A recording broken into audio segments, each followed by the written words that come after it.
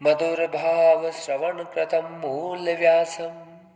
व्यास पीठ पर बैठने वाले की भाषा मधुर होनी चाहिए, भाषा में माधुर्य होना चाहिए, वाणी में ऐसा भाषांतर हो।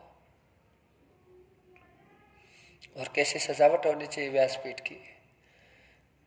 तो महाराज ये भी कथा में कहा गया है कि व्यासपीठ की सजावट भी ऐसे इस प्रकार से हो कि कोई भी आए सबको प्रणाम करने की इच्छा हो जाए। देवता साक्षात पंडाल में विराजमान रहे ऐसा प्रतीत होना चाहिए कथा के पंडाल को देखकर।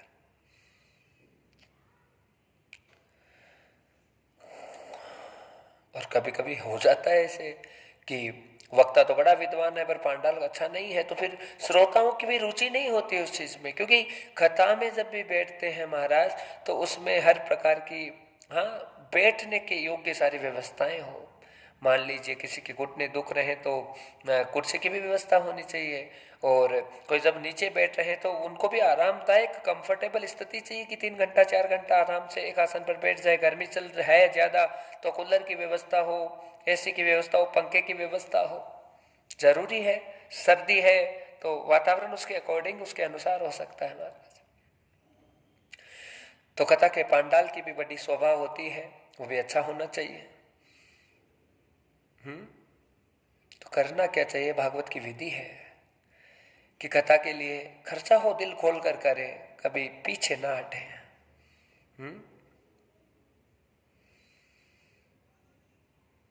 ज्यादा नहीं हो तो 1 ब्राह्मण, 3 ब्राह्मण, 5 ब्राह्मण पारायण में होना जरूरी है।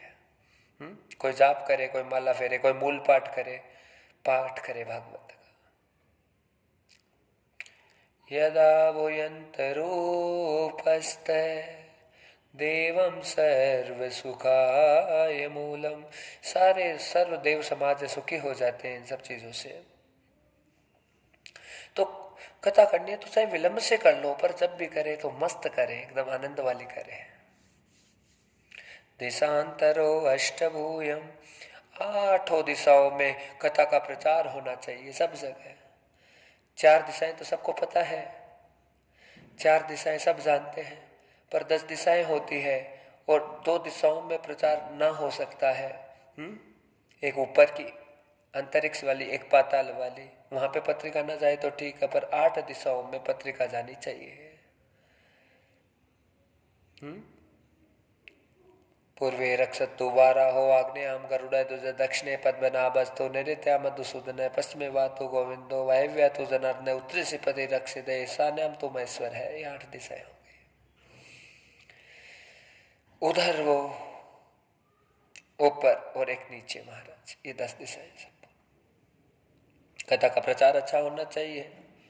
हाँ, कथा का जब प्रचार भी हो तो उसमें भी ये लिखना चाहिए कि हाँ कथा क्या करती है, कथा से क्या होगा, इस कथा से क्या आनंद होगा।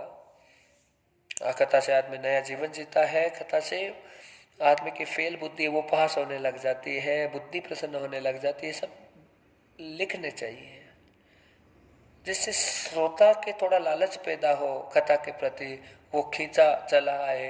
हाँ, वो जरूर जुड़ के आए, क्योंकि संसार कैसा है, रामायण में स्वार्थी संसार है महाराज। बिना मतलब के, बिना फल के आदमी कोई भी पौधा नहीं लगाता, कोई पेड़ नहीं लगाता, तो कथा कैसे करवाएगा बताइए, बोलिए। जिस पेड़ पर फल फूल नहीं आते महाराज, वहां पे वो कौन लगाएगा उसको, कौन कौन गमला सजाएगा, कौन क्या करेगा बताइए, कोई नहीं करेगा। कथा की विधि है।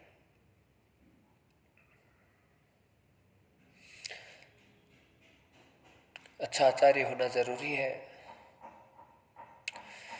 नहीं मिलने पर चिंतन ना करे, और मिल गए तो गर्व ना करे, दक्षिणा का तया वो यस्य कृतम वापम। परमात्मा का ये धर्म है महाराज। और यजमान कैसा चाहिए कथा सुनने के लिए, हाँ, देर से करो पर कथा अच्छी करे। कथा वक्ता हमेशा प्रसन्न जाना चाहिए।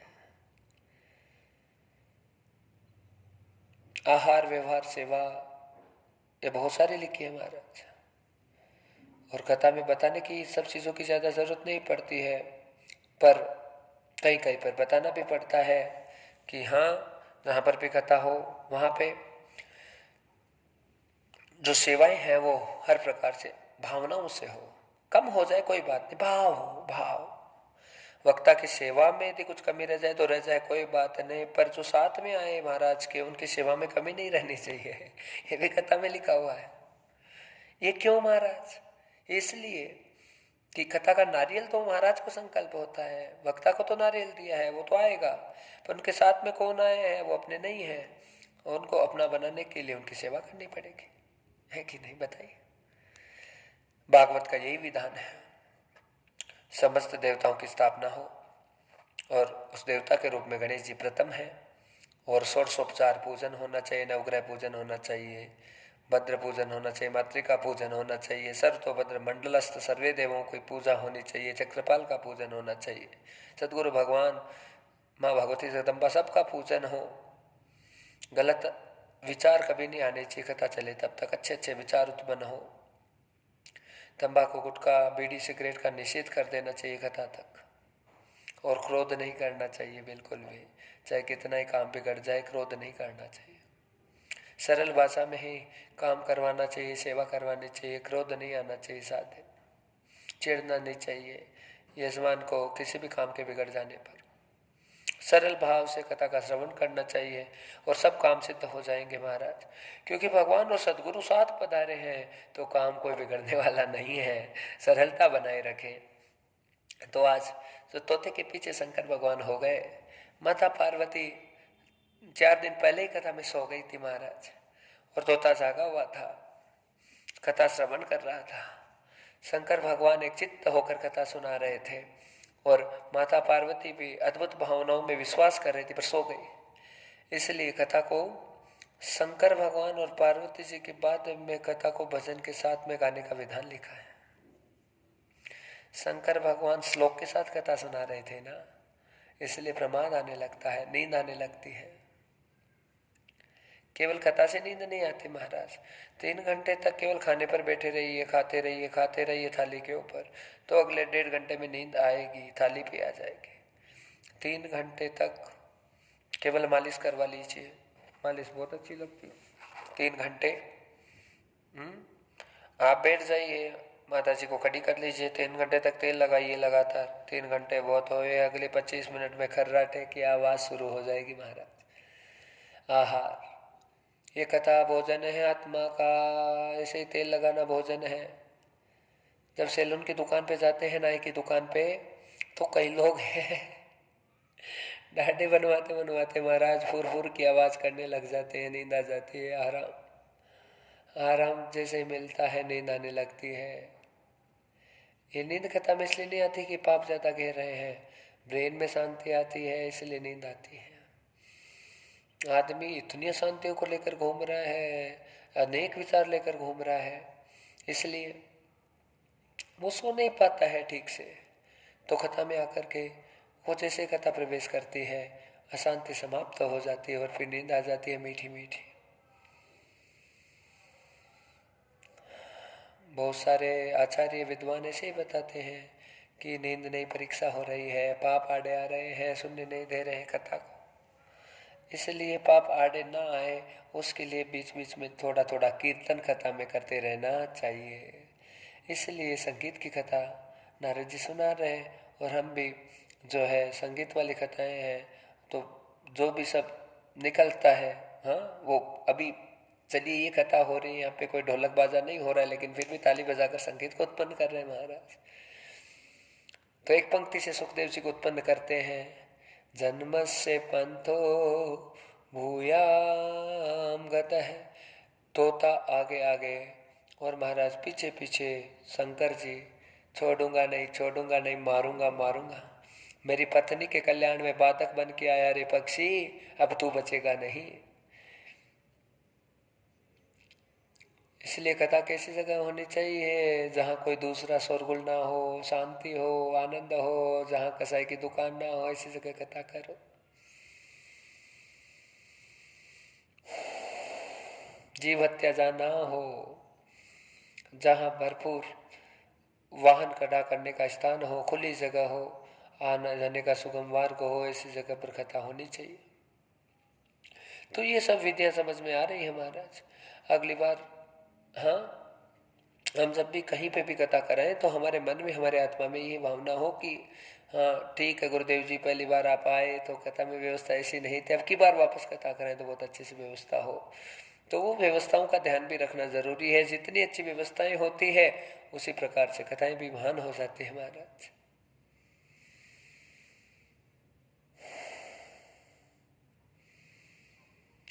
और जब हम किसी बात को लिख देते हैं, स्पष्ट कर देते हैं उस चीज के बारे में, तो श्रोता है वो भी ज्यादा जुड़ जाते हैं महाराज।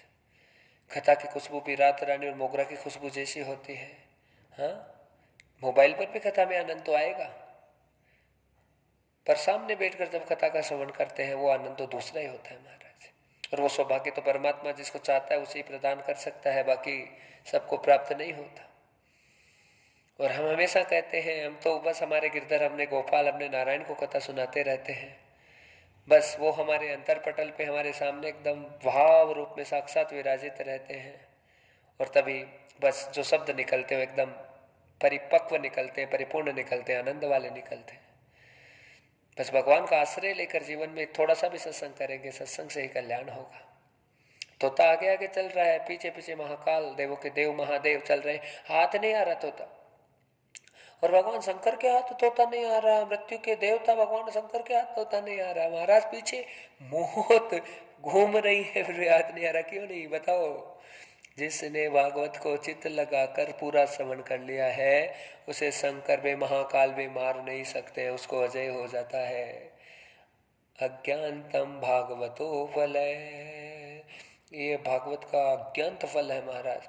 इसके लिए चित्त है एकदम इधर उधर नहीं होना, इधर उधर नहीं होना, एकदम हजार बात करके कथा कर सुननी नहीं चाहिए। कथा में चित्त की एकाग्रता को धारण करके, हाँ कोई इमरजेंसी सेवा हो जाए तो कब जाए महाराज, कभी कुछ हो जाए तो फिर उस समय जैसे कीर्तन चल रहा है, कीर्तन हो रहा है तो उस समय थोड़ा सा कीर्तन हो जाना चाहिए। तो फिर जैसे है यजमान आयोजक, जो श्रोता है उससे कोई हानि नहीं होती है। और फिर मेरे गोविंद का द्वादशाक्षर जो मंत्र है उसे लगातार रटते रहना चाहिए, भगवते वासुदेवाय, भगवते वासुदेवाय। हाँ, ये सबसे महान मंत्र यही है महाराज।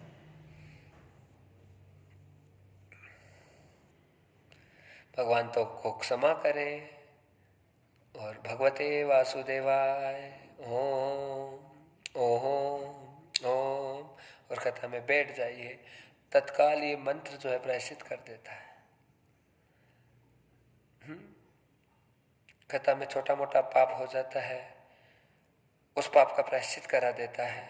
मान लीजिए कथा को बीच में छोड़कर चले गए, कथा का अपमान हो जाता है। कथा से बढ़कर कोई वीआईपी नहीं है जगत में, उसके लिए पहले से चुनकर आदमी रखते हैं महाराज। हाँ, और कथाएं बड़ी होती है तो उसमें समिति इसीलिए तो बने जाते हैं, भोजन संभालेंगे, अतिथि संभालेंगे, ये इसको संभालेंगे, संभालेंगे, और बस हम परीक्षित बन के कथा सुनेंगे। समिति का अर्थ वही होता है, सब मिलकर समाहित होकर बस आनंदित हो जाए। आगंतुक जो आते हैं महानुभाव, उनका स्वागत होना जरूरी है, जरूर होना चाहिए स्वागत। सामान्य से सामान्य श्रोता आ रहे हैं, उनका सबका स्वागत होना चाहिए, वो साक्षात भगवत स्वरूप आ रहे हैं महाराज। हाँ हाँ, लड़की वाले की तरह खड़े रहना चाहिए, जैसे बारात आ रही है वैसे आइए आइए, हाँ जी हाँ जी हाँ जी, यहाँ बैठिए जी, हाँ जी हाँ, सबको व्यवस्थित बैठाना चाहिए। कथा होने के बाद सबको प्रसादी के लिए, सबको आरती में शामिल करें, सबको सब प्रकार से उत्तम उत्तम बैठक का निर्माण करना चाहिए। सब चीज़ें निर्माण और सब चीज़ों का पालन करते हुए यजमान को ज़्यादा से ज़्यादा सब व्यवस्थाएं करनी चाहिए। अच्छी कीजिए सब चीज़ों को। और भागवत में ऐसा ही लिखा हुआ है, कथा यही बताती है। तोता कहाँ पे चला गया महाराज? तोता थक गया और पहुंच गए जहाँ व्यास भगवान रहते हैं, निवास करते हैं। शंकर भगवान का ही ध्यान कर रहे थे, शंकर जी का ही गुणगान कर रहे थे, मनन कर रहे थे, चिंतन कर रहे थे, वहीं पे पहुंच गए। मेरे गोविंद अगर पीछे पड़ जाए, ओंकार ईश्वर पीछे पड़ जाए, तो भगवान से पीछा कैसे छूटेगा और भगवान से मुक्ति कैसे मिलेगी? तो भगवान तुम्हें दंड देने के लिए घूम रहे हैं, तो उसके लिए भागवत में सीधा सीधा लिखा हुआ है कि कोई भगवान का भजन करने वाला भक्त कहीं हो, उसके चरणों में जाकर गिर जाओ, फिर भगवान दंड नहीं देते हैं। बहुत अच्छी बात है महाराज, फिर दुख नहीं मिलेगा, फिर पापों को समाप्त कर देंगे मेरे प्रभु। अज्ञात पापो किल विषय सर्व पापम विमुच्यम यथा।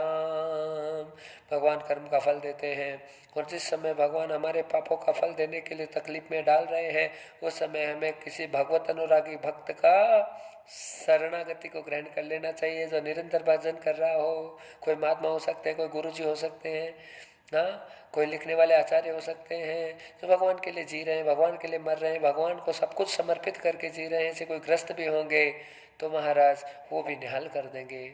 व्यास जी भी ग्रस्त हैं, गणेश जी की कृपा से, भगवान कृष्ण की कृपा से व्यास जी ने श्रीमद् भागवत लिखी है, और उसे गाने वाला कोई नहीं है। व्यास जी बूढ़े हो गए हैं, तो शंकर भगवान का आह्वान कर रहे हैं, कह रहे हैं देवों के देव महादेव आइए, आप ही भागवत गाइए, आप ही आचार्य हैं भागवत के, आप आएंगे तो दुनिया में भागवत का प्रचार हो जाएगा। शंकर भगवान पहुंच गए हैं महाराज। व्यास जी ने वही मांगा था कि मुझे बस भागवत का आचार्य चाहिए भागवत का प्रचार करने के लिए। तो शंकर जी ने कहा कि ये मौका तो बहुत महान है धरती पर आने का, इसे मुझे किसी हालत में छोड़ना नहीं है। धर्म की स्थापना के लिए मेरा आगमन हो रहा है, तो इससे अच्छा को तो कुछ होगा नहीं। और मानव के शरीर में कोई भी देवता आए तो शंकर भगवान की तरह सोचे महाराज। जब जब धरती के ऊपर आगमन हो मनुष्य के रूप में भगवान का, तब तब भगवान की कथा और लीला गाने का अवसर मिले तो मनुष्य जन्म लेना सार्थक हो जाता है। अन्यथा महाराज शंकर भगवान को कोई आवश्यकता नहीं है धरती पर आने की। अपने परम अम्बा शक्ति को छोड़कर अल्प शक्ति का शरीर धारण कर रहे, वैसे नहीं कर सकते कभी भी। शंकर भगवान ने कहा, गोविंद ने कहा, हाँ शिव ने कहा महाराज की हे व्यास मैं तुम्हारी भक्ति से प्रसन्न हूँ, तुम्हारे घर में पुत्र बन के आ रहा हूँ, बहुत जल्दी, पर कैसे आऊँ?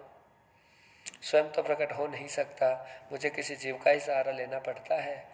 इसलिए शंकर भगवान को उस समय प्रकट होने के लिए आत्मा चाहिए थी, जीव चाहिए था।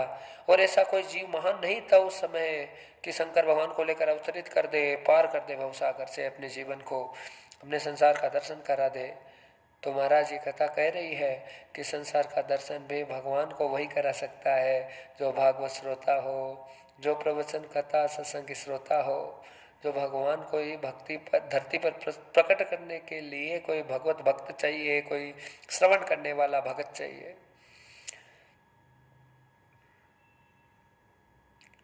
दूसरी भगति मम कथा प्रसंगा, प्रथम भक्ति संतन कर संगा। हाँ, गुरुपद पंकज सेवा तीसरी भक्ति अमान। ये तीसरी भक्ति है कि चरणों की ब्रज मिल जाए, उसे माथे पे लगा लो, उसे पीते रहो। राम नाम नहीं गाया जाए तो चलेगा, पर संतों की चरणों का सौभाग्य यदि लगातार मिल गया, तीसरी भक्ति है महाराज। इस सबरी को राम जी दे रहे हैं, 9 भक्ति का दान दिया है राम जी ने। भगवान शंकर ने तोते को हाथ जोड़कर प्रार्थना की है, हे तोते, इस नश्वर शरीर से तुम्हारी मुक्ति कर देता हूँ और तेरी आत्मा को मैं महान कर देता हूँ, क्योंकि तुमने मेरे मुख से भगवान की कथा का श्रवण कर लिया है। तो आज तोता बाहर आ गया है, और शंकर भगवान ने के उड़ने वाले जो पंख वाला जो शरीर था उसे नष्ट कर दिया, और अमृत शरीर है जो आत्म शरीर है वो शंकर भगवान ने स्वीकार कर लिया है। और उसी आत्मा को लेकर महाराज आज भगवान अवतरित हो रहे। बोले सुखदेव मुनि महाराज की जय। ये अच्छी जन्म लेने की प्रक्रिया है, अच्छा जन्म लेना है। हाँ, इस बार ऐसा जन्म मिल गया खराब, तो अगली बार अच्छा जन्म लेने के लिए क्या करना चाहिए? क्या करना चाहिए गुरुदेव? उसके लिए तो महाराज तोते के अंडे में जो हुआ वो हमें करना है सबको। माताएं कथा सुन रही है तो कथा में ध्यान दे। अपने बच्चे का उद्धार चाहते हो, तुम्हारा बच्चा नालायक ना हो, तो अपने बच्चे को गर्भ में रहकर कथा सुनाओ, बढ़िया बढ़िया महात्माओं के विचार दो और बढ़िया बढ़िया महात्माओं के दर्शन कराओ। गर्भ के बच्चे को कराओ। हाँ, गर्भवती महिला को अधिक से अधिक संतों का संग करना चाहिए, उससे कल्याण होगा। कथा लगातार सुनते जाए। बहुत मुश्किल है महाराज, संतों का संग कहाँ से करे आजकल। गर्भ धारण करते से ही वो इतनी महाराज ऐसे हो जाती है, हिलना मना, डुलना मना, चलना मना, बैठना मना। खाली डॉक्टर ने कह दिया बस पसरी रहो, पसरी रहो, पड़ी रहो, पड़ी रहो। पड़े पड़े चप्पल खराब, पड़े पड़े सिंदूक खराब, पड़े पड़े लोहा खराब, पड़े पड़े कपड़े खराब, पड़े पड़े साड़ी खराब, पड़े पड़े बर्तन खराब, पड़े पड़े सब चीज खराब, बिस्तर खराब। हाँ, पड़े पड़े नई गाड़ी भी क्या हो जाती है, बता दो फिर, बोलो। बेड रेस्ट बता दिया डॉक्टर साहब ने। अरे महाराज, अब क्या करोगे बताओ। अगर गैया गर्भवती होकर बेड रेस्ट करती तो भैंस के जैसा बच्चा होता। हाँ जी, हाँ, बेड रेस्ट करती महाराज तो 5-7 महीने तक पैर नहीं पकड़ता गाय का बच्चा भी। अब किससे सवाल पूछे, बताइए। हाँ जी, बोलिए। ओम। मानव का बच्चा पैदा होकर डायरेक्ट चलना क्यों नहीं प्रारंभ करता, बताओ। और गाय का बच्चा पैदा होकर, हिरण का बच्चा पैदा होकर डायरेक्ट चलना शुरू कैसे कर देता है। प्रश्न कितना महान है, बताइए। सीधा सिद्धांत है महाराज, ये इसलिए शुरू कर देता है, इसलिए प्रारंभ कर देता है क्योंकि बच्चे को जन्म देने के ठीक 2 मिनट पहले गैया शांत होकर बैठती है, नहीं तो दौड़ती भागती है, फिरती है, घूमती है। और वही हिरनी करती है, हिरनी भी वही करती है। हमारे बच्चे ऐसा कैसे करे, बताइए। हाँ, बहू गर्भवती हो जाती है तो महाराज पूरे घर के लोग पीछे पड़ जाते हैं। ले गुलकंद खा ले, ले काजू खा ले, ले बादाम खा ले, और खिला दो बादाम, काजू, लड्डू, घी, बूरा। और बिस्तर पे पड़े पड़े तो क्या होगा, सब जम जाएगा मेल महाराज। अंदर सारा कचरा जम जाएगा, बादाम का, काजू का, घी का, लड्डू का, बूरे का, सारा कचरा जम गया। अब बच्चा ना हिल रहा ना डुल रहा। और फिर 3 नर्स और फिर डॉक्टरों का सहारा लगता है, फिर जाके काट के निकालते हैं उसको। एकदम सही बताया महाराज जी, एकदम सही बात बता दी आपने। हैं, अब बोलो बोलो। 20-25 साल पहले महाराज 5-7 साल का, हाँ, 5-7 महीने का बच्चा चलने लग जाता था, और अब नहीं चल रहा। क्यों? 20-25 साल पहले माताएं काम धाम करती थी, मेहनत करती थी, और 25-30 साल पहले ज़्यादा करती थी, चाकी वाकी चलाती थी, खेत में चली जाती थी, साधन वाधन कम थे। अब तो बहुत कठिन हो गया, सब चीज़ें बहुत कठिन है। और पुरानी जो माताएं हैं गर्भवती होकर सारी चीज़ों का पालन करती थी। गर्भवती महिला चक्की चलाती थी, पानी भरकर कुआं से लाती थी। हाँ, खूब बड़ा पेट हो जाती थी, फिर भी 2-2, 3-3 मटके माथे पर लेकर आती थी, फिर भी बच्चा नहीं गिरता था। अब तो महाराज बिस्तर पर पड़े पड़े गर्भपात हो गया, 3 महीने का, 4 महीने का। मिस कैरेज हो गया, मिस कैरेज हो गया, मिस कैरेज हो गया। अब बोलो, हाँ, ऊपर 80 किलो वजन रखा महाराज, मिस कैरेज हुआ नहीं, फ्री में मिस हो गया। क्यों हुआ? आदत अच्छी नहीं हुई, भोग नहीं छोड़ते, विलास नहीं छोड़ते, इस कारण से सारा नुकसान हो जाता है। हाँ? पशु पक्षियों में दुनिया में कोई भी माता ऐसी नहीं है जो गर्भ को धारण करने के बाद में भोग को ढूंढती हो, कोई नहीं है ऐसी। हर मानव समाज की बदकिस्मती है कि भोग इनका तृप्त नहीं होता, अतृप्त है, तृप्त रहता है लगातार महाराज।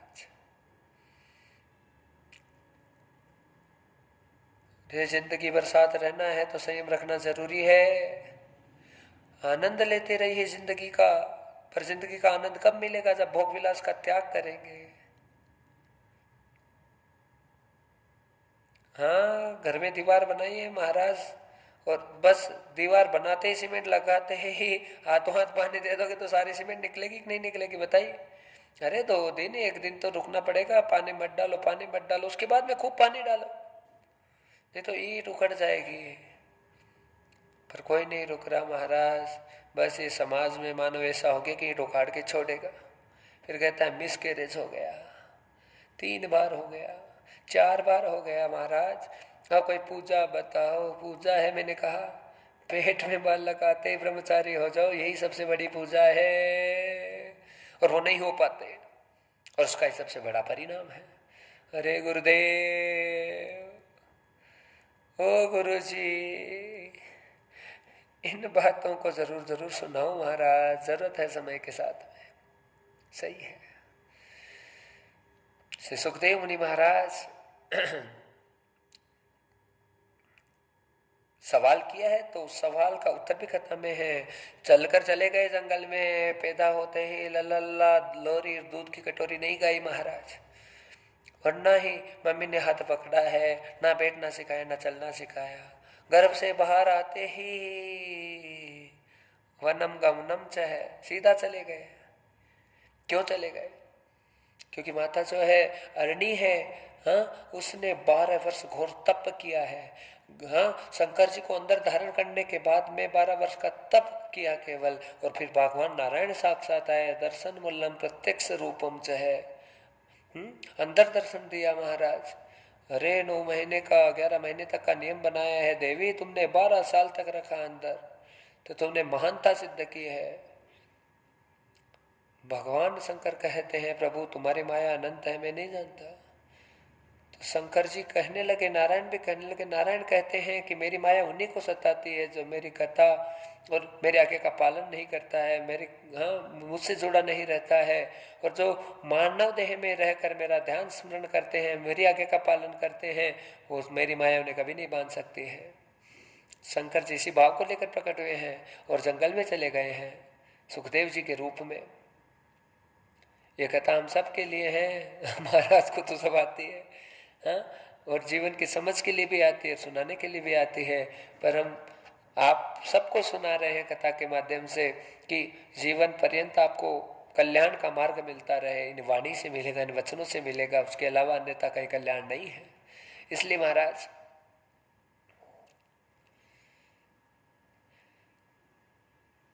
तूने राम नाम नहीं गाया रे भरी जवानी में, तू डूब के मर जा रे चुल्लू भर पानी में, तू डूब के मर जा रे चुल्लू भर पानी में।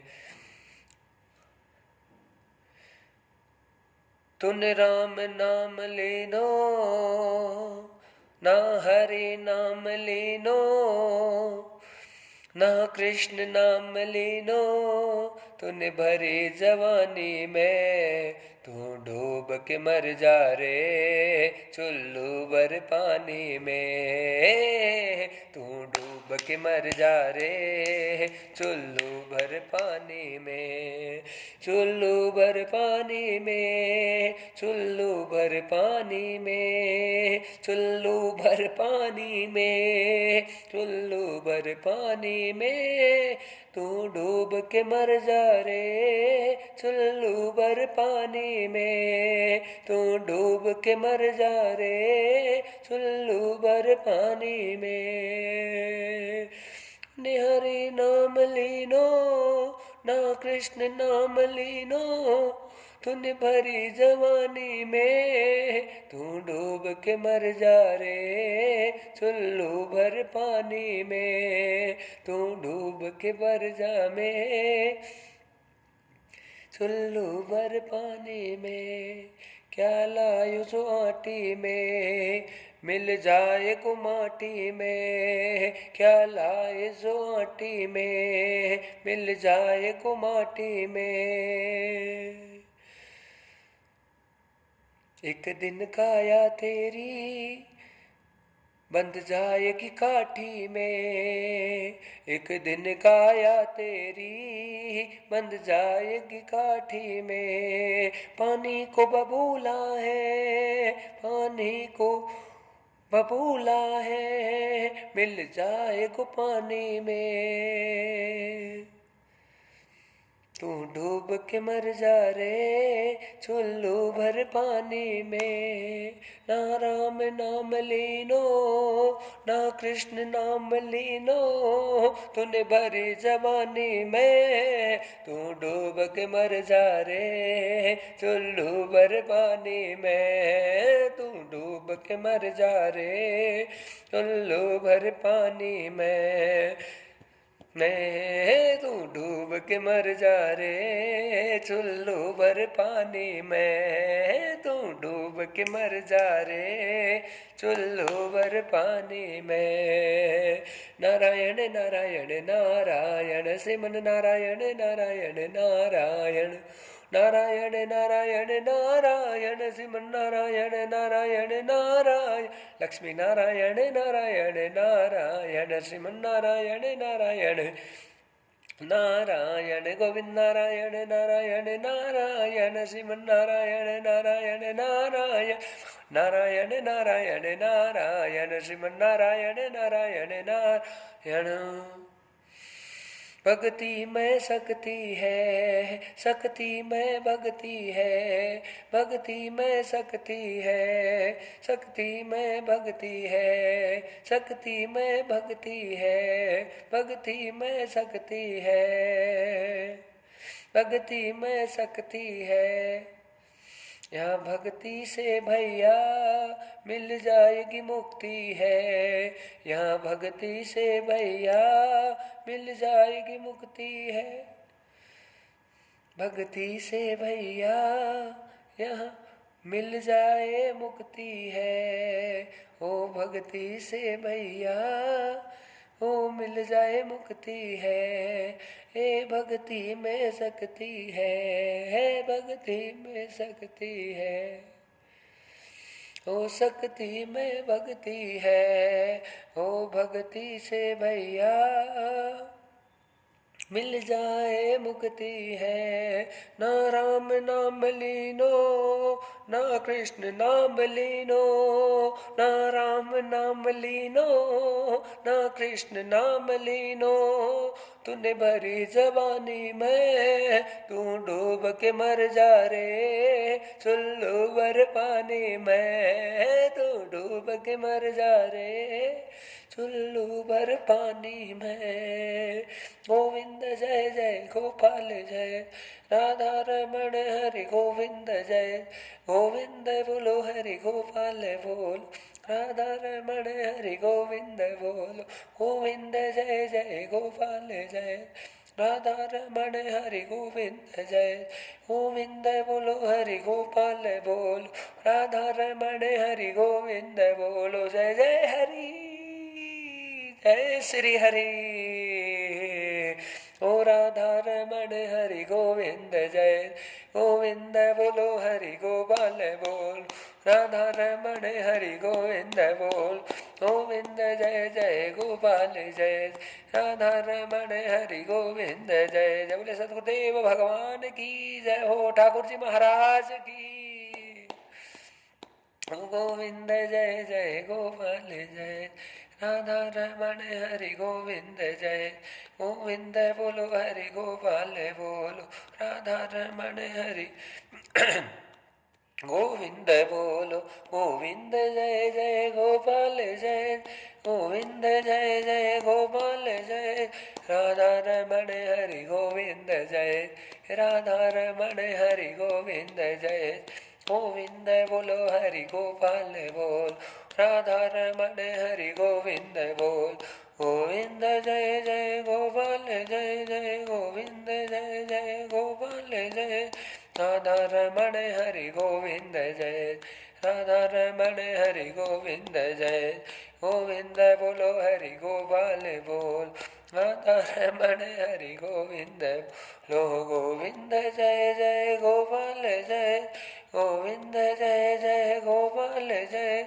राधा रमण हरि गोविंद जय राधा रमण हरि गोविंद जय गोविंद बोलो हरि गोपाल बोलो गोविंद बोलो हरि गोपाल बोलो राधा रमण हरि गोविंद बोल राधा रमण हरि गोविंद बोलो राधा रमण हरि गोविंद बोलो राधा रमण हरि गोविंद बोल गोविंद जय जय गोपाल जय जय गोविंद जय गोपाल जय जय राधा रमण हरि गोविंद जय राधा रमण हरि गोविंद जय राम नाम गाया नहीं क्या कमाया बावरे सारा जीवन खो दिया तूने क्या कमाया बावरे सारा जीवन खो दिया तूने क्या कमाया बावरे गोविंद बोलो हरि गोपाल बोलो राधा रमण हरि गोविंद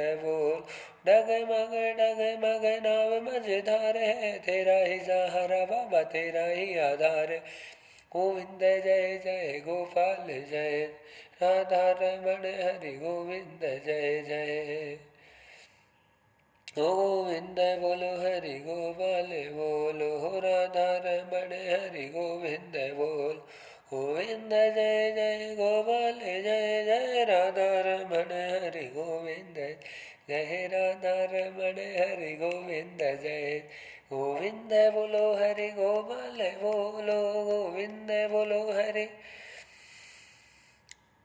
राधा रमण हरि गोविंद बोलो ना राम नाम लीनो तूने भरी जवानी में तू डूब के मर जा रे चुल्लू भर पानी में तू डूब के मर जा रे चुल्लू भर पानी में तू डूब के मर जा रे चुल्लू भर पानी में तू डूब के मर जा रे चुल्लू भर पानी में तू डूब के मर जा रे चुल्लू भर पानी में तू डूब के मर जा रे चुल्लू भर पानी में तू डूब के मर जा रे चुल्लू भर पानी में ना कृष्ण नाम लीनो ना हरि नाम लीनो ना शिव को नाम लीनो ना राम नाम लीनो तूने भरे जवानी में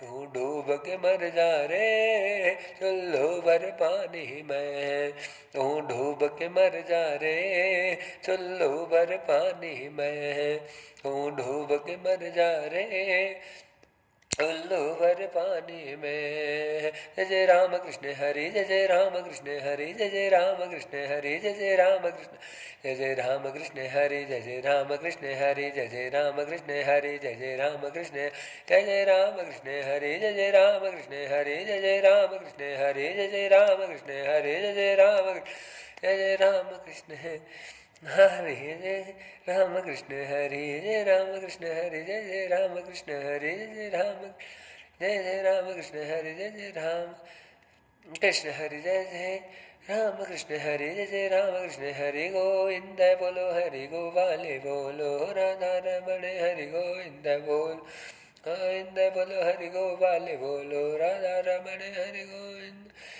बोलो हरि गोपाल बोलो राधा रमण हरि गोविंद बोलो तूने बालापन खोयो हो तूने बालापन खोयो हो तेरी आना कानी में तू डूब के मर जा रे चुल्लू भर पानी में तू डूब के मर जा रे चुल्लू भर पानी में ना राम नाम लीनो ना कृष्ण नाम लीनो तूने भरे जमाने में तू डूब के मर जा रे चुल्लू भर पानी में तू डूब के मर जा रे चुल्लू भर पानी में तू डूब के मर जा रे चुल्लू भर पानी में तू डूब के मर जा रे चुल्लू भर पानी में तू डूब के मर जा रे चुल्लू भर पानी में तू डूब के मर जा रे चुल्लू भर पानी में तू डूब के मर जा रे चुल्लू भर पानी में तू डूब के मर जा रे, चुल्लू भर पानी में। बोले भागवत भगवान की, सुखदेव भगवान की जय। भागवत महापुराण की जय हो, आज के आनंद की जय हो। बड़ा आनंद महाराज। श्री सुखदेव मुनि महाराज ने जंगल में जाकर तप किया है और श्रीमद् भागवत कथा के निमित्त ही आचार्यों के मुखारविंद से जब श्लोक सुने हैं भगवान गोविंद की बाल लीलाओं के, तो सुखदेव जी का ध्यान पलट गया है और जिस उद्देश्य के लिए आए हैं बस मन में भावना हुई कि आचार्यों के पीछे पीछे घर पे आ गए। महाराज पिता व्यास के चरणों में प्रणाम किया है, भागवत की दीक्षा लेकर के भागवत का ज्ञान संपूर्ण लिया है, पिता की आज्ञा मानकर संतानों का अवतरण हुआ है, सुखदेव जी का विवाह कर लिया है, राष्ट्र का पालन किया है सुखदेव मुनि ने और पुनः वानप्रस्थ और संन्यास का पालन कर लिया और गंगा जी के तट पर गए हैं जिसे हम शुक्रताल के रूप में जानते हैं। सुखदेव जी ने न्यास कर लिया था जीवन का, दिगंबर रूप धारण कर लिया था, गृह त्याग कर लिया था, तो श्री गंगा तट पर जाकर साधना करने लगे हैं महाराज, शुक्रताल की पवित्र भूमि में। नारद जी कह रहे हैं यहाँ पर, मैत्री और गार्गी माता को समझा रहे हैं, बता रहे हैं कि हस्तिनापुर में परीक्षित जी का जन्म हुआ है, पांचों पांडव हैं, द्रौपदी सहित है, अभिमन्यु के पुत्र को राज्य देकर, परीक्षित को राज्य देकर, कलयुग का ज्ञान देकर हिमालय चले गए हैं। हिमालय में जाकर पांचों पांडवों ने स्वर्गवास कर लिया है। धर्मराज युधिष्ठिर जो है वैकुंठवास मिला उन्हें, साक्षात जन्म मरण से मुक्ति मिली है। उसके तत्पश्चात परीक्षित जो महाराज हैं युवा हो गए और अपने राज्य की देख परख में लग गए। आज परीक्षित महाराज घोड़े पर सवार होकर भ्रमण करने के लिए निकले हैं और जब राज्य का निरीक्षण करने निकले हैं तो उसके बाद में महाराज उनका जो संवाद है कल पुरुष कलयुग से हुआ है। गाय को मार रहा था, बैल को सता रहा था, बैल का पेट टूटा हुआ है और बैल को मार मार के, डंडे मार मार के मार्ग से हटा रहा है, मार्ग पे बैठा हुआ बैल था। जब घोर कलयुग का समय आ जाए, यह घोरे कलो प्राय जीवश्चारुतम गत है, तो सबसे ज्यादा जो अत्याचार गौ माता पर ही होता है। और महाराज आज अगर गौ माता के ऊपर अत्याचार हो रहा है तो कलयुग है, इसीलिए हो रहा है। श्रीमद् भागवत जो कथा है वो राजा की जिम्मेदारी क्या है, वो जिम्मेदारी यही है कि इस प्रजा को कलयुग से बचाए। पांडवों ने उपदेश दिया परीक्षित को कि राजा होने के नाते तुम्हारा धर्म है कि समाज को बताना होगा, राज्य को बचाना होगा। तो कथा के माध्यम से भी बस ये संदेश जाना चाहिए सरकार तक कि भागवत में जो लिखा हुआ है, वो भी चक्रवर्ती सम्राट थे परीक्षित, और आज जो भी सरकार है महाराज वो भी सब जगह अपना परचम फहरा रही है पूरे विश्व भर में। उनको गौ माता के लिए जरूर कुछ करना चाहिए, गाय को बचाने के लिए, गाय की रक्षा के लिए कोई ना कोई मुहिम ऐसी हो, गाय का पालन हो, गाय की रक्षा हो, उसके लिए परीक्षित ने तो आंदोलन करते हैं महाराज। ये राजा का धर्म है, क्योंकि हिंदू धर्म को बचाना है तो गाय का बचना जरूरी है। जीव की रक्षा ज्यादा होनी चाहिए उस जीव की जो समाज के लिए सर्वोपकारी है, परोपकारी है, हितकारी है। और गाय का जो शरीर है वो तो समस्त संप्रदायों को और समस्त पूरे मानव समाज को नहीं, पूरे विश्व को, पूरी प्रकृति को आनंदित करने वाला शरीर है महाराज। बात एकदम सही है। गाय को माँ का दर्जा मिल जाए तो इससे बढ़कर कोई बात नहीं हो सकती। सजा दी गई है कलयुग को, परीक्षित के द्वारा माफी मांगने लगा है। तो राजा बड़े दयालु थे, माफ कर दिया उन्होंने और कहा जाओ शराब में रहो, जुआ में रहो, हिंसा में रहो और शरीर की नुमाइश करने वाली महिला में प्रवेश कर जाओ। चारों स्थान जिसका संग करेगा वो कल इसमें पड़ेगा, कलयुग में पड़ेगा, कष्ट नष्ट भ्रष्ट बुद्धि हो जाएगी उसकी। कली ने कहा महाराज ये चारों जगह खराब है, एक आध जगह अच्छी बता दो। राजा ने थोड़ी देर कली का संग किया, उसके कारण से लाला राजा की बुद्धि थी निर्णय करने में कम पड़ गई है, गड़बड़ा गई। राजा ने कह दिया कि जाओ स्वर्ण में निवास करो, 5वां स्थान सोना बताया। तो कली हंसने लगा।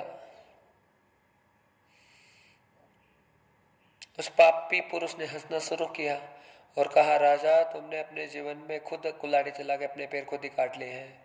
सबसे ज्यादा सोना तो इस समय तुम्हारे खजाने में ही है और तुम्हारे खजाने में मुझे प्रवेश करने के लिए मुझे थोड़ा सा ढूंढना पड़ेगा कि कौन सा तुम्हारा ऐसा है जो चोरी का है, पाप का है। सब सोने में कलयुग का वास नहीं है, मात्र शक्ति हो, भद्र पुरुष हो।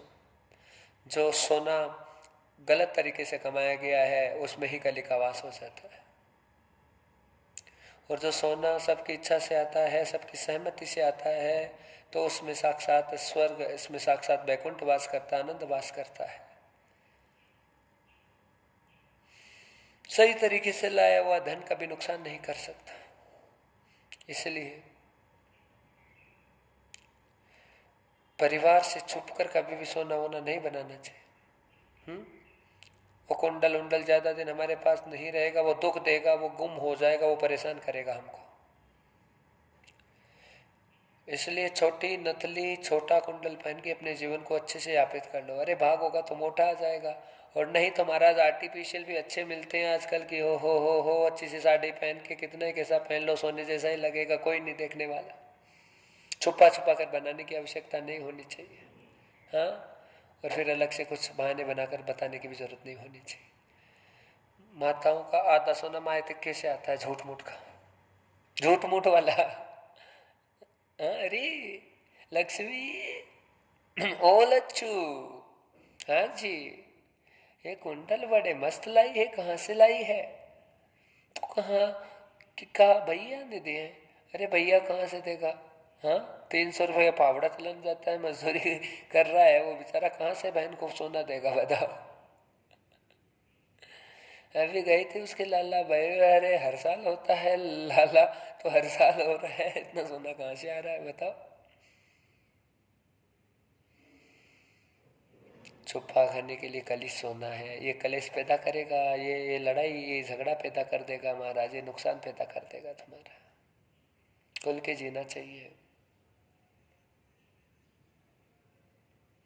हाँ, पति के हाथ में पहना है तो पहना, ना पहना है तो ना पहना है, कोई बात नहीं। उसे लगे कि सुंदर लगे, अच्छी लगे तो पहनाएगा 1000 बार। पर हमको गलत करके सजने की कभी जरूरत नहीं होनी चाहिए। हमारा प्रताप, हमारा पुण्य हमें सुंदर बनाएगा महाराज। हाँ, इंतजार कीजिए, संतोष रखिए और परमार्थ कीजिए, मेहनत करते रहिए। एक दिन भाग्य आएगा, सोना आपके पास रहेगा।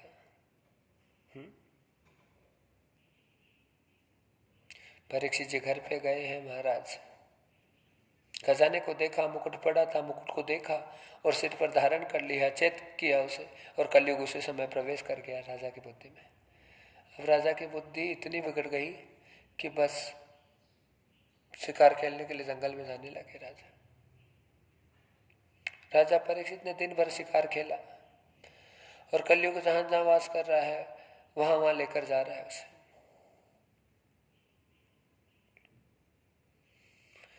मोहल्ले में कोई दारू पीने वाला पक्का दारूबाज होगा, वो कहाँ लेकर जाएगा हाथ पकड़ के बताओ? मंदिर में, सत्संग में? नहीं महाराज, समझ जाओ। और तुम्हारे मोहल्ले में जो खेलने वाला होगा वो कहाँ लेकर जाएगा बताओ? यारी दोस्ती वाला। हाँ, तो कलयुग को जहाँ जहाँ वास राजा ने करवाया है, कलयुग वहीं पे राजा को लेकर जा रहा है हिंसा में। राजा दिन भर हिंसा करते रहे, बाण पे बाण मारते रहे, जीवों को मारते रहे। जिस हस्तिनापुर में चींटी को भी मारना पाप और अपराध था, वहां पर भी महाराज जो बड़े बड़े यज्ञ वहां पे हुए, उस हस्तिनापुर में राजा ने आज अनेक जीवों को मारना प्रारंभ कर दिया। इसके कारण कलिर शयानुर्भवती, दुष्ट संघ के कारण एक ही दिन का पाप, महाराज पूरी बुद्धि खराब हो गई एक दिन के पाप से। दुर्जन जितनी जल्दी बुद्धि को खत्म करता है और उतना जल्दी सत्संगी है बुद्धि को पवित्र नहीं कर सकता, बहुत टाइम लगता है उसे। गिर करके पेड़ टूटने में कितनी देर लगती है बताओ? 3 सेकंड। और जुड़ने में कितना टाइम लगता है बोलो? 3 महीने भी कम हो जाते हैं महाराज, 5 महीने कम हो जाते हैं। जुड़ गए हैं तो भी पूरी जिंदगी लचका और पूरी जिंदगी परेशानी है, लंगड़ लंगड़ हो जाता है मामला। तो सज्जन भी बुद्धि को जल्दी से नहीं सुधार सकता, पर दुर्जन होगा वो जल्दी बिगाड़ देगा। हाँ, दुर्जन का प्रभाव बहुत ज्यादा होता है, बहुत ज्यादा होता है। कोई खुशबू आती है ना तो आदमी जल्दी से नाक लगाता है, अरे बदबू रे रे रे बदबू रे रे, कहाँ से आ रही, चलो चलो। बुराई का प्रभाव है, गंदगी का प्रभाव है।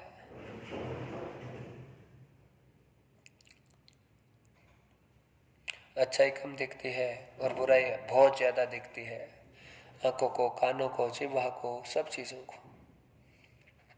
परीक्षित महाराज थक गए, परेशान हो गए शिकार कर करके। हाँ, सूर्यास्त हो गया, अब कुछ दिखाई नहीं देता है, चारों तरफ अंधेरा छा गया। पगडंडी पर जाए तो बार बार गिरे, बार बार परेशानी हो, प्यास लगने लगी और राजा पानी ढूंढने लगे। चंद्रमा का उदय हो गया है, दूर से कुटिया दिखाई पड़ रही है और राजा ने कुटिया को खटखटाया, जल पिलाओ जल पिलाओ, मैं राजा हूँ, चक्रवर्ती परीक्षित हूँ, पानी पिलाइए। हाँ, मेरे राज्य में ध्यान भजन कर रहे हो महाराज, पानी पिलाइए, प्यास लगी है, प्यास लगी है। अन्य सम्यक ऋषि जो बैठे थे, संघ ऋषि के पिता, जो हजारों वर्षों से ध्यान में समाधि में थे, उनके कानों में दीमक लग गई थी, उन्हें आवाज सुने नहीं थी और राजा कोपित हो गए, नाराज हो गए। मेरे राज्य का महात्मा होकर राजा को पानी तक नहीं पिला सकता, अरे सन्यासी का सम्मान करूं तो मैं कैसे करूं, ऐसा सोच करके राजा की बुद्धि भ्रमित हो गई थी। कलयुग पहले से बैठा था और संत को अपमानित करने का भाव पैदा हो गया। जिसकी बुद्धि में कलयुग का प्रभाव आ जाता है, वो संत साधु महात्मा गुरु को किसी को नहीं छोड़ता, वो सबका अपमान करता है। बुद्धि में कब सतयुग आएगा, कब कलयुग आएगा, इसका कोई टाइम फिक्स नहीं है महाराज, कभी भी, क्योंकि बुद्धि बदलती रहती है, निरंतर बदलती रहती है। राजा ने मरा हुआ सर्प था उठाकर गले में डाल दिया है। सम्यक ऋषि के गले में श्रृंग ऋषि जो कि नहा रहे थे महाराज, अचानक देखा कि बाढ़ आ गई, बादल गरजने लगे, भूमि कंपायमान होने लगी। यह आतंक कैसे हो रहा है, कारण क्या हो गया है? श्रृंग ऋषि बड़े ध्यानी थे, तांत्रिक थे, उन्होंने तंत्र विद्या से देख लिया। तो उन्होंने देख लिया कि प्रकृति नाराज हो गई है सन्यासी के अपमान से। राजा के ऊपर क्रोध आ गया महाराज। तो श्रृंगी ऋषि है, उन्होंने श्राप दे दिया है, राजन तुमने अभिमान में आकर के मेरे पिता की तपस्या को ललकारा है, इसलिए मरा हुआ सर्प तुमने गले में डाला है। आज मैं श्रृंगी ऋषि अपने पिता के प्रतिशोध में मैं तुम्हें श्राप देता हूँ कि यही सर्प तुम्हें 7 दिन बाद में तुम्हारी मृत्यु का कारण बनेगा और तुम्हें डस लेगा, तुम्हें मृत हाथ शरीर से हाथ धोना पड़ेगा। आदमी का कर्म ही आदमी की मुक्ति और आदमी के बंधन का कारण बनता है। कोई भी श्राप आपको लगा हो, मुझे लगा हो, तो कर्मों का ही फल होता है। अब तो परीक्षित चिल्लाने लगे, रोने लगे, विलाप करने लगे, माफ कर दीजिए, माफ कर दीजिए, गलती हो गई, गलती हो गई, गलती हो गई। श्रृंगी ऋषि कहने लगे, शब्द जो निकल गया वो वापस नहीं आएगा राजन, तुम हस्तिनापुर के नरेश हो, तुमने अपराध किया है, फल तो भोगना पड़ेगा। तुम बंदूक से निकली गोली और मुख से निकली हुई बोली कभी वापस नहीं आती। क्या प्रायश्चित है? परीक्षित ने शरणागति के लिए पैर पकड़ लिए, कहा मार्ग बताओ, जो भी दंड होगा वो दंड मुझे मंजूर होगा, पर संत के अपमान का जो कलंक लगा है उस कलंक से मुक्ति मिलनी चाहिए। कर्तव्य बताइए मेरा, क्या करूं? संगी ऋषि कहने लगे, संतों की संगत में जाओ, वो ही संत ही तुम्हारे अपराध का निर्वहन कर सकते हैं, बाकी कोई नहीं कर सकता। राजा मुकुट उतार दिया गया है, और मुकुट जैसे उतारा राजा की बुद्धि पवित्र होने लगी है, कलयुग का संग छूट गया है और राजा की बुद्धि थोड़ी पवित्र होने लगी है। राजा हीरे मोती जवाहरात जो सब पहन रखे थे सब उतार के फेंक दिए, और हस्तिनापुर जैसे महान राज्य का त्याग कर दिया राजा ने, और राजा ने निश्चय कर लिया है कि 7 ही दिन में शरीर सब समाप्त हो जाएगा, तो घर जाकर कुछ भी नहीं होगा। अब जितना भी ये दोष ये पाप जो मिट जाए, बस उतना मुझे सत्संग करना चाहिए, भजन करना चाहिए। राजा अच्छा अच्छा सोचने लगे तो राजा को अच्छा मार्ग भी मिल गया है। हम में भी यदि अच्छी सोच हो जाए तो महाराज गुरुदेव कहते हैं कि आपको भी कल से रास्ता प्राप्त हो जाएगा, आपके सारे कुमार्ग नष्ट हो जाएंगे, आनंद होने लगेगा। संकल्प ही सबसे बड़ी चीज है। संतों ने कहा महाराज हम छोटे महात्मा हैं, हमारा वजन इतना नहीं है कि हम आपके श्राप को टाल दें, पर गंगा जी के तट पर महात्मा अभी अभी आए हैं, उनका तेज और तप इतना महान है कि उनके तेज से उनके तप से सब कुछ संभव है। आप जाइए और महात्मा की शरण में जाइए। हाँ तो कौन है? दिगंबर भगवान सदगुरु, हाँ अवतार साक्षात सुखदेव जी। तो राजा परीक्षित है सब कुछ त्याग कर सुखदेव जी की शरणागति की ओर चल पड़े हैं। तभी भगवान जो है द्वारिका नाथ का संदेश पहुंच गया है, और महादेव को, हे महादेव जाओ तुम्हारे अवतार के सिद्ध करने का जो समय है वो आ गया है। अरे मेरा भक्त आ रहा है, उसे मेरे चरित्र का श्रवण करा कर उसे पापों के प्रायश्चित करवा दो, उससे संसार से मुक्त कर दो। तत्काल जो सुखदेव भगवान हैं खड़े हुए हैं आज्ञा पाकर नारायण की। इधर से भगवान की कृपा से महाराज जो है परीक्षित इधर से आए हैं, दोनों का अद्भुत आनंद और मिलन होने लगा है। और गार्गी और मैत्री से नारद जी कहने लगे कि परीक्षित जी आज सुखदेव जी ने परीक्षित जी को स्वीकार कर लिया है सुखदेव जी ने, और ये बड़े आनंद का विषय हो गया है। दीक्षा लेना अलग होता है और शिष्य के रूप में स्वीकार करना बहुत अलग बात है। लाखों लोग दीक्षा ले रखे हैं महाराज, लेते रहते हैं, हाँ, पर सबको शिष्य को गुरुदेव नहीं मानता है। उससे ही शिष्य स्वीकार अंदर से होता है जो सीख पर चलता है, दिन कहे तो दिन, रात कहे तो रात। जो अपने मन का अपने स्वार्थ का जीता है वो शिष्य पीछे नहीं होता। वो चेला जरूर हो सकता है, चेली जरूर, चपाटा, हाँ ले जाओ और ये दीक्षा ले जाओ, मंत्र ले जाओ, ये कर लो, भागवत जी को बना लो, जो बनाना है, जो करना है कर लो। पर शिष्य को स्वीकार करने के लिए तुम्हारा शिष्य बनना पड़ता है। उसके लिए एक ही चीज का पालन होना जरूरी, तभी किसी गुरुदेव भगवान का शिष्य बन सकता है। हाँ, चेला संगाड़े बहुत हो जाते हैं महाराजों के, बने रहो। पर हमने तो ये संकल्प कर रखा, हमें तो कोई किसी को कभी कुछ नहीं बनाना महाराज। जीवो मन के जैसा कौन मना करता है? जैसे मना करता है शिष्य वो होता है जो गुरु बना करके अपने मन को मार देता है, अपने आत्मा को मार देता है, अपनी इच्छाओं को मार देता है। केवल मन के लिए नहीं, गुरु के लिए जीता है, जो भगवान के लिए जीता है, वो शिष्य कहलाता है। जो अपने मन मर्जी नहीं करे किसी भी स्थिति में महाराज, हाँ, वो शिष्य कभी ऐसा नहीं कर सकता है। चेला में तो डामर का गुण होता है, ध्यान रख लेना।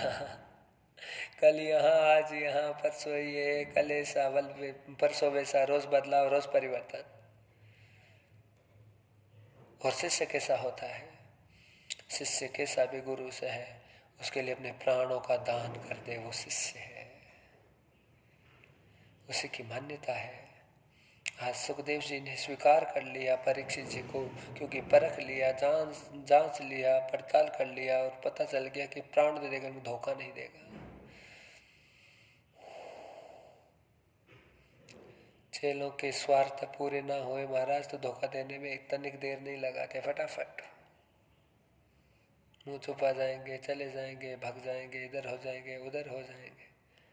ये केवल चेला, हाँ, समाज के प्रत्येक प्राणी का धर्म यही बचा है। कलयुग का प्रभाव ऐसा है कि वह सबकी स्थिति ऐसी बनी हुई है। इसलिए सब लोगों को जो है परीक्षित की तरह महाराज बनने की कोशिश करनी चाहिए, और बस गुरुदेव जी को भी अपनी आत्मा से मानने, हाँ, दिल से मान के उसे स्वीकार करके इस कथा का श्रवण करें, ताकि हमको भी मुक्ति प्राप्त हो जाए संकटों से, कलेशों से, परेशानियों से, बुज़दिलियों से।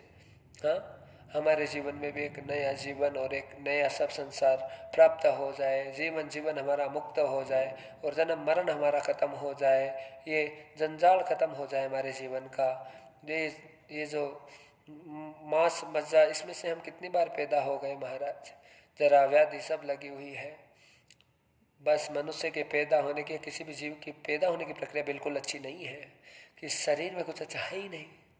हम जहाँ से भी पैदा होना चाहेंगे महाराज, वहीं से गंदगी फैली हुई है।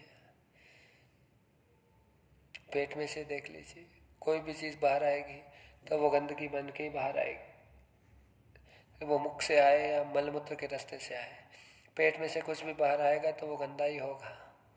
इसलिए शरीर भी महागंदा है। भगवान का ये शरीर नहीं बन पाया तो ये गंदगी में ही कष्ट है, और गंदगी में आदमी पगलाया हुआ है महाराज। हमेशा मलमूत्र के लिए आदमी पगला रहा है, उसी में खेल खेल के अपने आप को बर्बाद कर रहा है, अपना विनाश कर रहा है। हाँ, कोई सुधरे ना सुधरे, मैं तो कहे बगैर नहीं रह सकता महाराज। समय पर सब चीज़ें अच्छी लगती है, संयम और समय का ध्यान रखना जरूरी है। तब संसार करेंगे तो संसार वरदान बन जाता है, पर संयम और जो पेशेंस खत्म हो जाता है, धैर्य खत्म हो जाता है, तो संसार है वो महाराज जेल बन जाता है, अपराध बन जाता है, कलंक बन जाता है, और संसार फिर हमें बंधन में डाल देता है, परेशानी उत्पन्न कर देता है।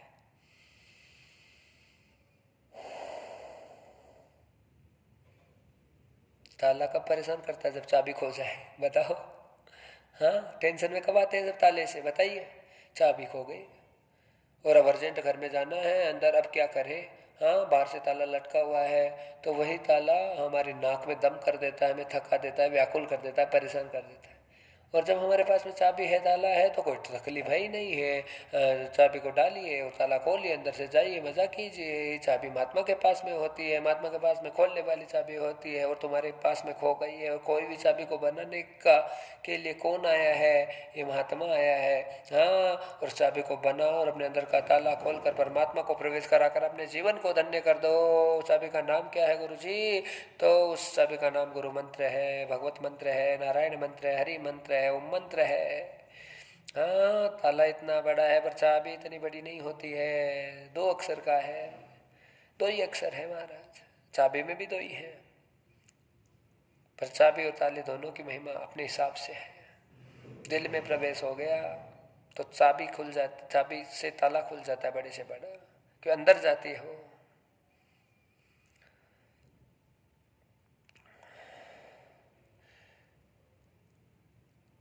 तभी जीवन की आनंदता, जीवन की परमार्थता सिद्ध होती है महाराज।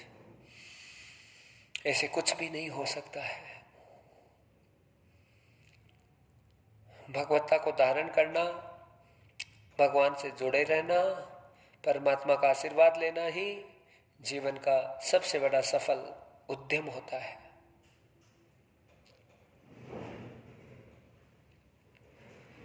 बोलो ना श्री राधे, जय श्री राधे, जय श्री राधे, जय श्री राधे।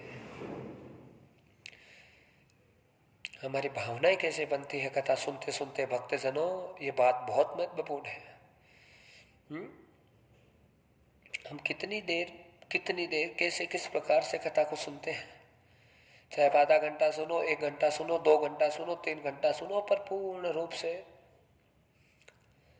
भाव में समर्पित होना जरूरी है। पर बैठने से पहले संकल्प होना जरूरी है। हाँ, अरे तुमने सोच लिया 9 बजे कथा सुननी है, 8 बजे कथा सुननी है, 10 बजे कथा सुननी है, तो फिर महाराज उस हिसाब से होना चाहिए। अब रेल पकड़नी है, रेल में 5 मिनट लेट पहुंचेंगे तो फिर क्या होगा? रेल रुकेगी क्या? भाग जाएगी। हाँ महाराज, कथा का पहला दिन का पहला शब्द ही महाराज महानता सिद्ध करने लग जाता है। रिश्ता जब तक गुरु और शिष्य का नहीं बनेगा तब तक महाराज फल प्राप्ति नहीं हो सकता है। हाँ, कथा कब महानता प्रदान करती है, शिष्य का कल्याण कब करती है, कि बस हम कथा से संपूर्ण रूप से जुड़कर कथा का श्रवण करते हैं, तभी हम कथा के आनंद में प्रवेश हो जाते हैं, हमारा जीवन धन्य हो जाता है। तो परीक्षित और सुखदेव जी का मिलन आज बड़े आनंद के साथ में हुआ है और आज की कथा को हम यही विराम दे रहे हैं। कल की कथा में बड़े आनंद के साथ में वापस प्रवेश करेंगे। तब तक के लिए जय जय सिया राम, जय श्री राधे, हरि ओम, बोले गोविंद भगवान की जय। श्री राधे, श्री राधे, श्री राधे।